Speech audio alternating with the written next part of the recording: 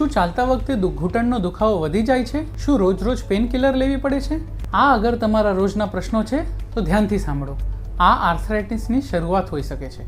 આ છે 5 મુખ્ય લક્ષણો જે સમયસર ઇલાજ લેવાની ચેતવણી આપે છે.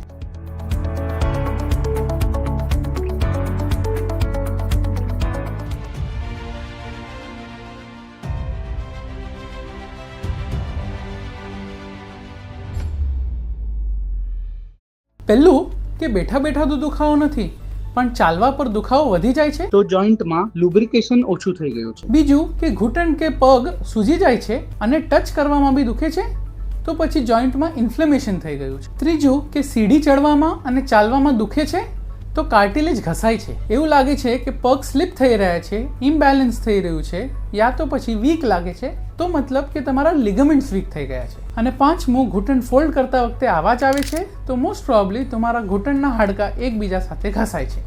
ઘૂંટણનો દુખાવો ઇગ્નોર કરશો તો ભવિષ્યમાં તકલીફ વધશે. જલ્દી પકડશો તો જલ્દી ઇલાજ કરી શકશો અને જલ્દી કંટ્રોલમાં લાવી શકશો. તમને આ સંકેતો ફીલ થાય છે તો આજે જ ચેકઅપ કરાવો. ઘણીવાર સિમ્પલ ઇલાજથી રિલીફ મળી જાય છે. આજે જ અપોઇન્ટમેન્ટ બુક કરો.